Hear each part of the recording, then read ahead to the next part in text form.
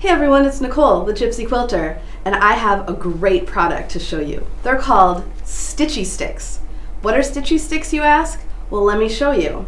Inside this great little carrying pouch, we have 3 tools, and these tools will help you to do amazing things with English paper piecing, Fusible applique, and generally working at your sewing machine.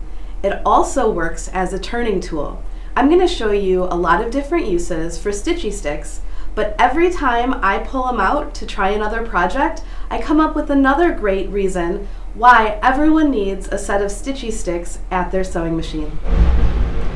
First, I'm going to show you all about Fusible applique work. When doing Fusible applique work, I always have my wool pressing mat from the Gypsy Quilter, my Applifuse mat, also from the Gypsy Quilter, and my Easy Tweezies. Now I'm adding Stitchy Sticks to the mix, and let me show you how they work. So a couple things first. First, we'll notice that the Applifuse mat is translucent, which is great, so I can put my applique pattern underneath the mat. Today we're going to work with a pattern by Whole Country Caboodle named Tuxedo Cat. This is a really great pre-fused, pre-cut kit that enables you to get straight to appliquing without any additional work. Inside there is a really nice pattern to show you exactly where all of your pieces go. So I'm just going to put that right underneath my mat to use as a guide. I've preset my iron to a low heat following the instructions of the Fusible. So now what I'm going to do is grab all of my pieces. This is the Gypsy Quilter small project tray. I love this little tray to put all of my bits and pieces together, and I know it is in the exact spot that I left it. So we'll just tuck this up here in the corner. So now we'll get to building our applique. So the first thing we're going to do is find the body, and we'll put that down. Make sure that you peel off the release paper on the back, and here's where our Stitchy Sticks come in handy. Each side of the Stitchy Stick has a different tip. The tip that I just used is the Stiletto tip, which is great for getting in those little nooks and crannies. On this side, we have a blunted ball tip, which is really nice for holding your pieces precisely where you want them. Additionally, we have a spatula tip, which will come in very handy when we're taking our appliques off the mat. And on this side, we have a slanted fingertip, which is really good for paper pressing, which is really good for pressing down, finger pressing your fabrics, and also an alternative to your stiletto, depending on what you're working on. So I'm just going to put these here for now, and I will build up my applique. So we'll put the little tuxedo part down. Now you'll notice that I'm building the entire applique directly on this mat, and it is going to fuse together but not stick to the mat. So let's see here. We forgot his head. So now we're going to put the head on, and I'm using my pattern below to show where I want to line him up, and then I'm going to just use my Stitchy Sticks here, the stiletto part, to kind of move him around and get him right where I want Mr. Tuxedo Cat to be. Now you'll notice that I'm fusing directly onto the mat, and that's okay. Nothing's going to stick to this mat, and it's going to fuse together beautifully. So I have it exactly where I want it. Now I'm going to switch the tip to use the blunted ball tip, and that will hold my pieces in place. Got my iron going here, And I'm going to press to activate the glue so that everything sticks. Now again, you'll notice I'm not using a pressing sheet. It's not necessary with the applique mat. There is fiberglass in the mat that creates little air pockets, and it cushions the interior glue. It cushions the glue that's fused to the back of the fabric so that it doesn't flatten out completely and spread. And we can build up to 7 layers on this mat without worrying about glue spread or transfer to your iron. So I'm just going to go ahead and press this layer. Now that it's fused, I want to give it a minute to cool down. And this is where my spatula comes into play. So I want to make sure that it's fully fused, but I really don't want to disturb or distort the fabric. So I'm just going to use my tip to see that it's all fused, and it looks like it's fused pretty well. I have one little spot here that needs a little bit more fusing. Now that my cat has cooled down, I'm going to use my spatula tip to get underneath and gently free it from the mat. You'll notice this tip is very fine, but also very strong. So we're going to free him a little bit from the mat. Okay. Now that I have the whole body shape done, I'm going to grab the picture from underneath so we can make this cute little face. All right. So again, I mentioned that I tend to have a little bit of shake in my hands sometimes, and that is where these easy tweezies come in. The easy tweezies are awesome for grabbing a piece and putting it down exactly where you want it. So we'll put these down. Now that his face is the way I want it, I'm going to switch back to the stiletto feature on my stitchy stick, and I'm going to hold his eye exactly where I want him and begin to fuse. The stiletto feature protects your fingers from getting too close to the tip of the iron, and also make sure that things stay exactly where you want them to stay. So there's one eye finished. Now we'll do the other eye.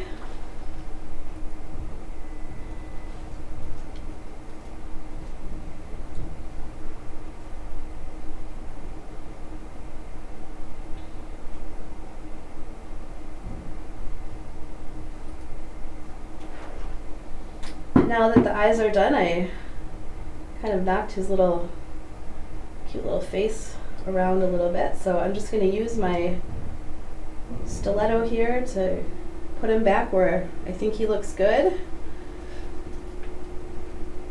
Center his nose a little bit. I'm going to start here, right here at the nose, and work my way out with the iron.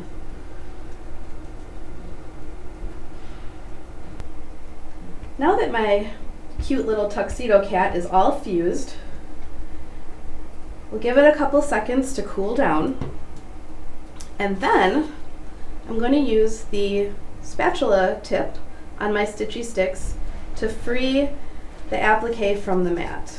So we'll just go around carefully, freeing him from the mat.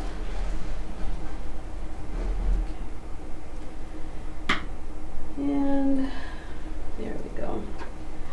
And now my cute little cat is ready to go wherever he's going to live, whether it's a tote bag or a quilt block or any project of your choosing.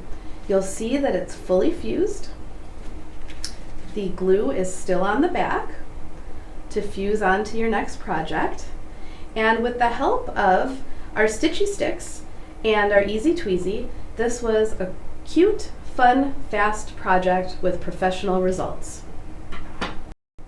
English paper piecing is super fun and super easy to do, but it's even more fun when you have the right tools. Stitchy Sticks makes all of the different methods of English paper piecing fun and easy. It also protects your fingers from the heat of an iron or getting sticky with glue. Let me show you how. So here I have a pre-cut fusible English paper piece hexagon. And the first thing I want to show you is the Stitchy Stick was designed to be square. Reason being is this way it will not roll around. It'll stay exactly where you put it. But we also designed the body to be 1/4 of an inch wide. So I'm just marking the seams here, but you'll see I've already done that. So we've marked all the way around, and now we're ready to trim. You have 2 options of how you want to trim your paper piece. You can use the Gypsy Quilter mini duckbills. This is a great little scissor for doing some trimming, or using your Creative Grid cutting mat and the super handy 1.5 by 6.5 inch Creative Grid ruler. And we're just spot checking there, and it absolutely is a 1/2 inch that we've marked. Then we'll grab our Creative Grid rotary cutter. I'm so excited about this cutter. It's heavy, but yet well balanced, and it really makes it super easy to cut for long periods of time without any hand fatigue. You'll notice that I'm barely using any pressure to glide through, trimming away my excess pieces. So once we've trimmed this,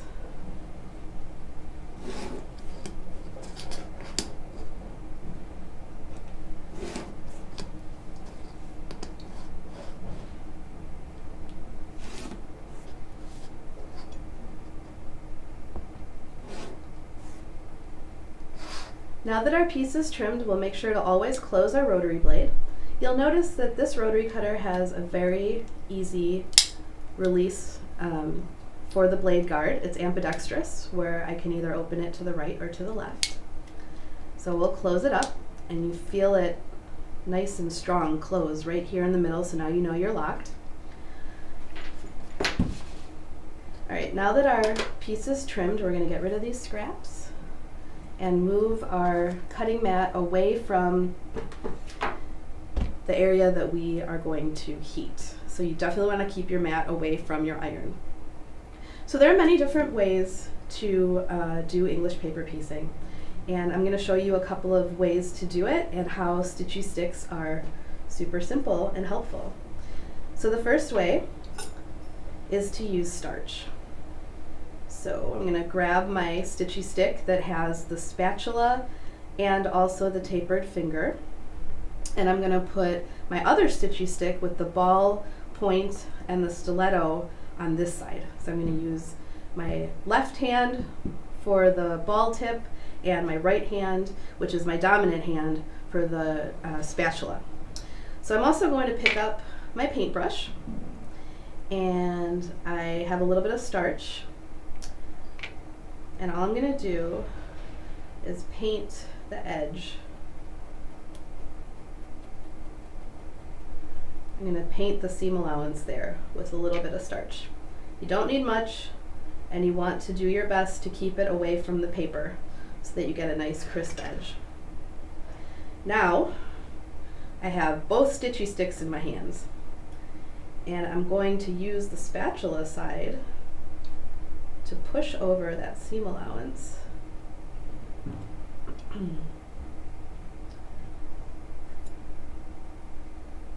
And give it a press with the Stitchy Stick as I press it over. I was just checking to make sure I was right on the paper line, and I am. Okay, now I like to use my tapered finger on the edge, put down the one Stitchy Stick, and grab the iron and give it a press.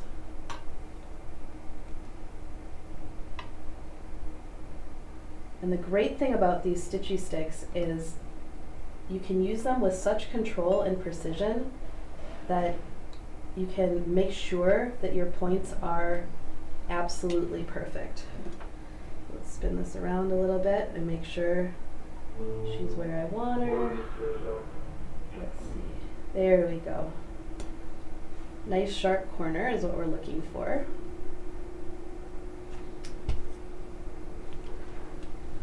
So I'm just going to show you that a couple more times. I have 2 more sides to do. So again, we're going to paint.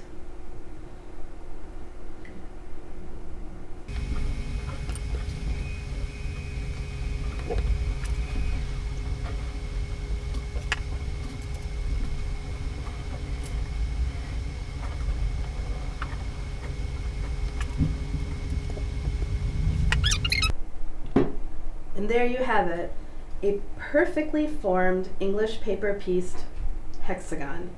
And I will remind you that the Applifuse mat does get hot, so Stitchy Sticks are very important to keep your fingertips away from the heat of the Applifuse mat.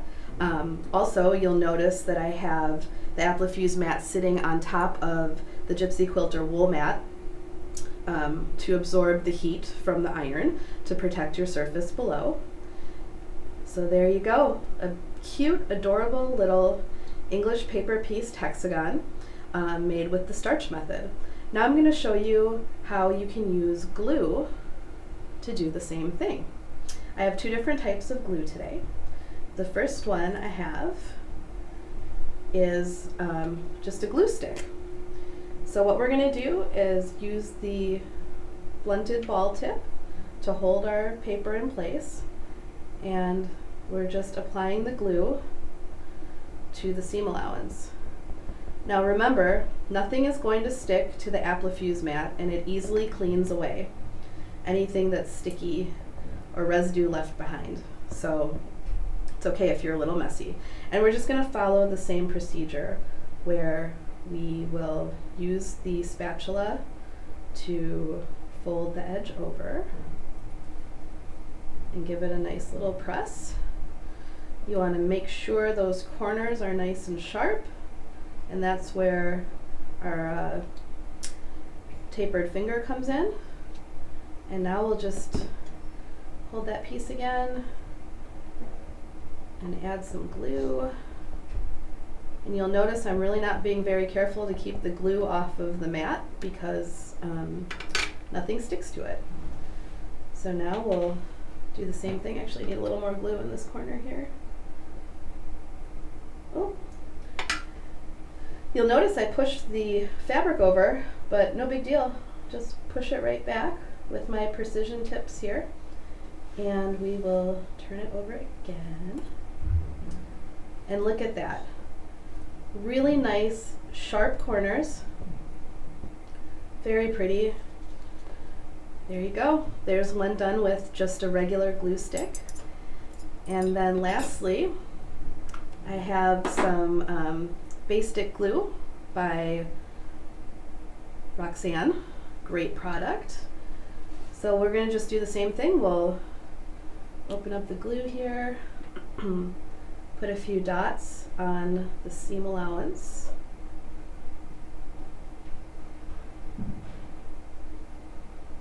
Okay.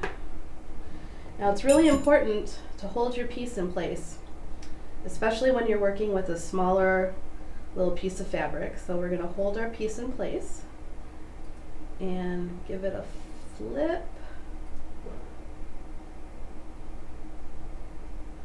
and press.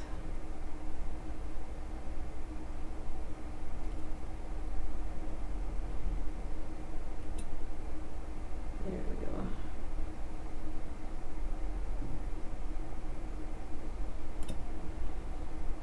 And again, you get a really nice crisp seam, regardless of if you do it with starch or glue stick or any of the basting glue products out there.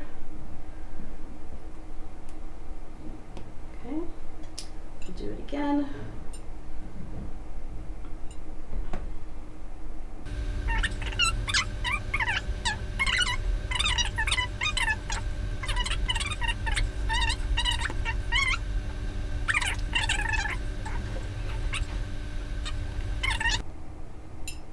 And there you go, another perfect hexagon using the Stitchy Sticks. Let's talk about making stuffed animals and dolls. When we make stuffed animals and dolls, we need to, first of all, turn the arms and legs. We need to turn the whole body inside out, and the Stitchy Sticks makes that really easy to do. Let me show you how. I have my friend Oliver here, and Oliver's already done. This is a really cute fabric panel that has come out of my fabric stash from ages ago. It's a cute panel by Sew Kate Sew, Riley Blake. But let me show you how I use the Stitchy Sticks to make this cute little guy, and we're going to make his sister Olivia.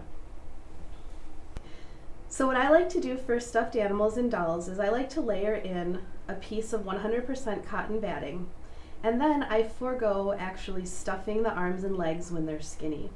So what I've done is just put my right sides together and a piece of 100% gypsy quilter cotton batting on the back.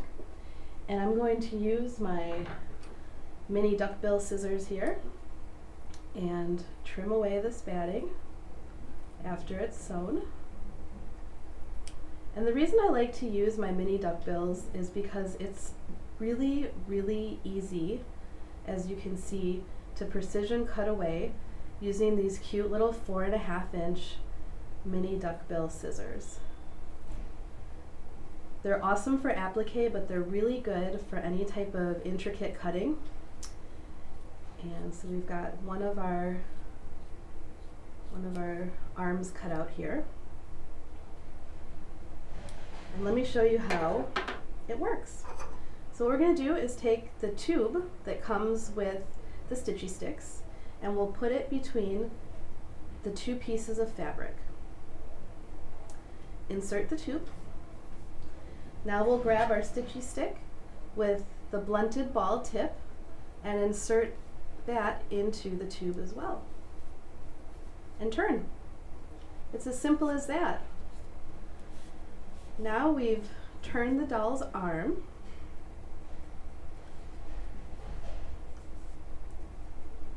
And we'll take the stiletto to, actually I'm going to use the stitch finger and make sure that I've turned all of the arm gently. And then rather than taking it over to the ironing board, I'm going to use my tube and just roll it out to work on eliminating any of the little bumps or wrinkles. But also I really don't want to put heat on it because I want to retain that soft feeling that the batting has given it. So I'm going to quickly do the other arm. I'll give it a trim and then I'll show you again how the turning works. I forgot to notch out the curve on the other one, on the first arm, but notching out the curve is always a great idea to reduce bulk, especially on small curved objects. And you can see that my cute little mini duckbill scissors are a great choice for clipping those notches. Okay. To push the fabric into the tube, remove the tube, continue to turn, and push out any little stubborn pieces of fabric. All right, and again, we'll use our tube just to kind of roll the fabric a little bit to get the some wrinkles out, but without crushing the arms, because you can see they're still kind of fluffy. So once we've done that, now we're ready to put the little dolly Olivia together. So here's another tip for you. Anyone that knows me knows that I absolutely love to make dolls and stuffed animals. And I've found over the years that adding a little bit of gypsy quilter cotton batting to the back of your doll panel really gives some extra dimension and stability to the doll. So I've pre-quilted the batting onto this cute panel and trimmed everything away per the instructions. Now we're going to put the arms in. So we're just going to crisscross these arms.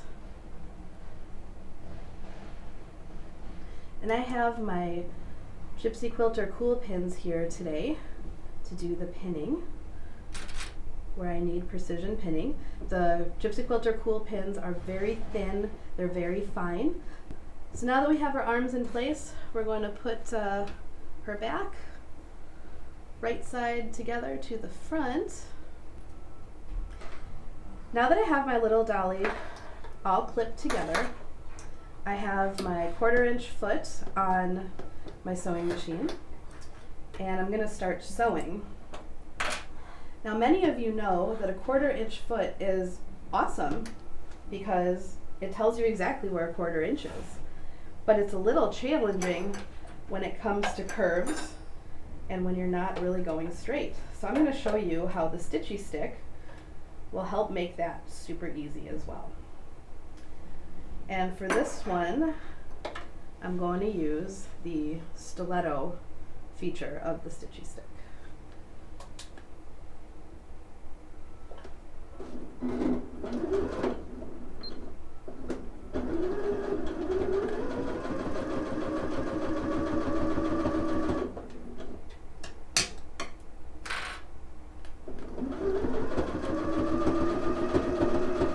Okay, here I'm approaching my curve, so I'm going to remove my clip and go as far as I can without binding up the fabric. Now I'm going to put my needle down, flip around here, because I want to go a little bit further down into that crease, but I can't really do that with the 1/4 inch guard. So I've used my Stiletto feature here to move the batting. Now I'm going to go a little bit further, needle down, pivot around, and now I just want to make sure that I'm exactly where I want to be on that 1/4 of an inch, because that is what the panel called for. So I'm good. So I'm going to continue sewing now, and we're going to do the same thing on the other side of her little pigtail.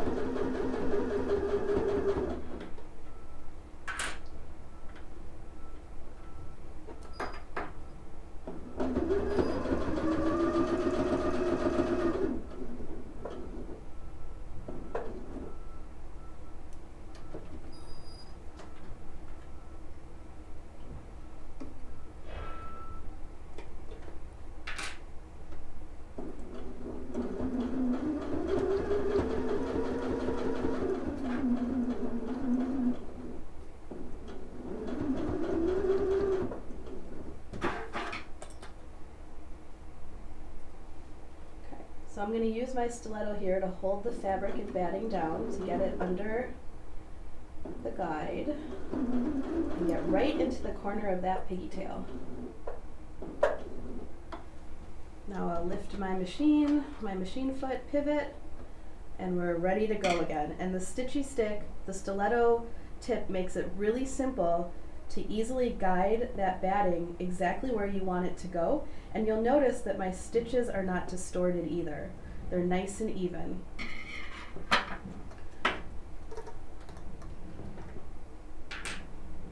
We're going to do the same thing in this neck curve as well.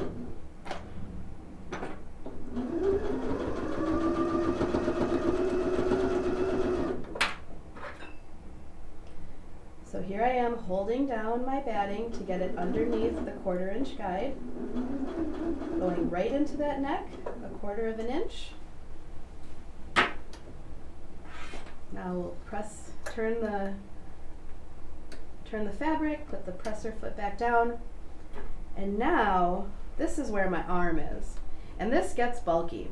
So I'm going to use my stiletto to help me guide gently the fabric to the machine.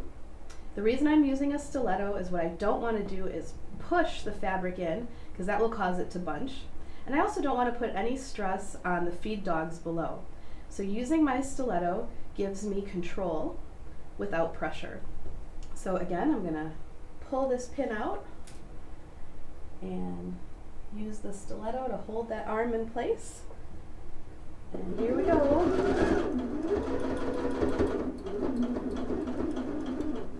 Great.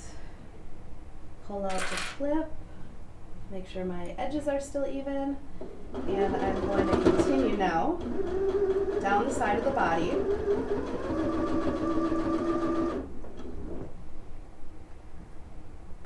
And around this curve here.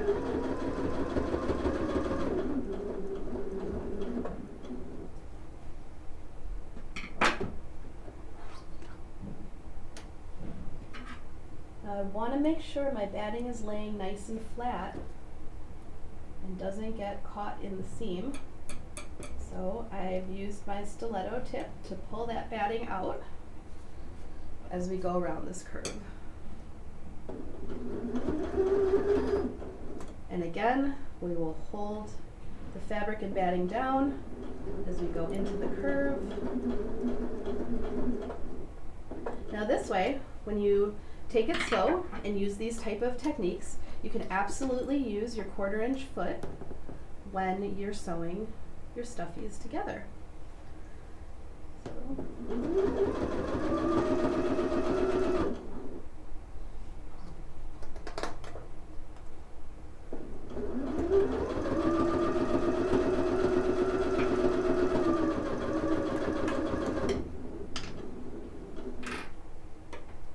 Okay, here we go around the foot. I'm gently guiding my fabric using my stiletto. I'm neither pushing nor pulling. Okay.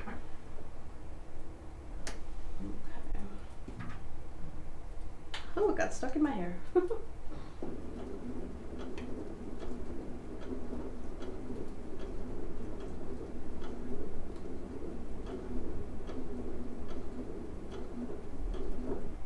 Okay, so now we're getting close to the next arm. So again, just using my stiletto to keep all of the layers exactly where they need to be. I'm going to pull my pin so that I don't stitch over that. And we'll continue on into the neck. We're going to push that batting and fabric underneath the 1/4 inch foot, 1/4 of an inch in there.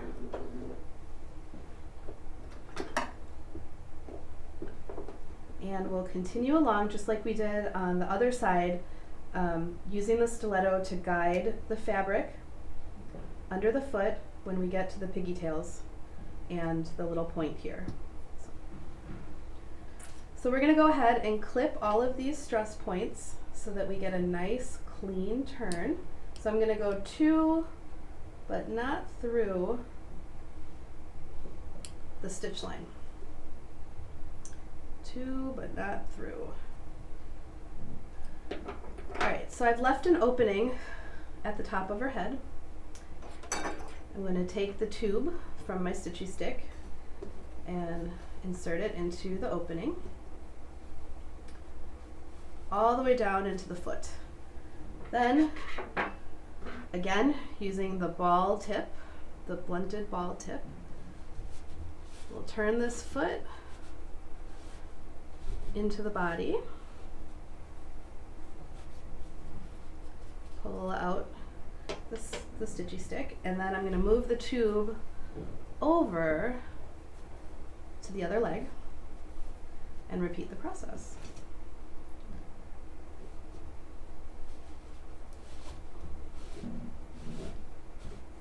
Okay, then we'll pull the stick out.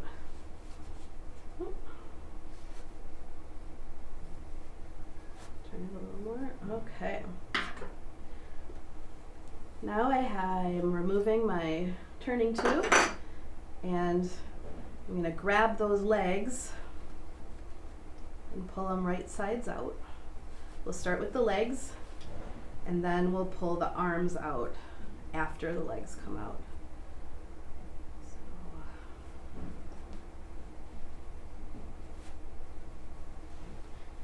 You just want to take your time and be gentle with your little dolly.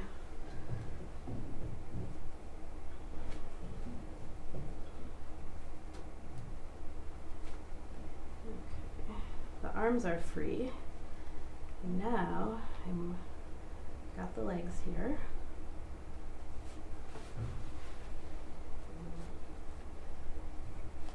You can use your blunted ball tip to give it a little push from the outside. Get it past the neck.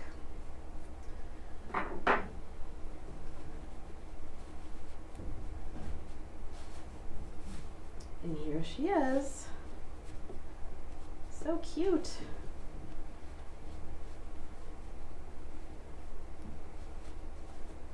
Again, what I like to do is take the Stitchy Stick tube and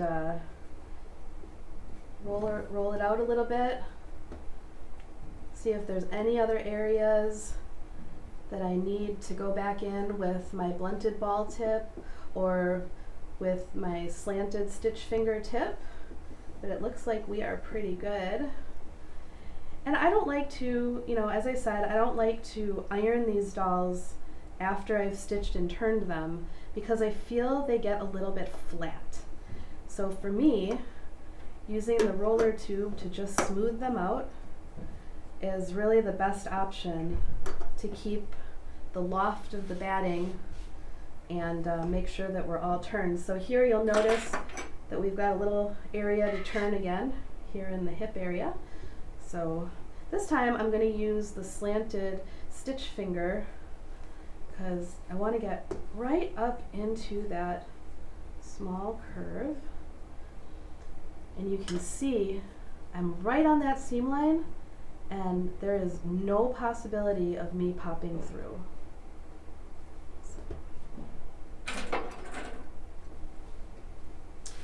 There you go.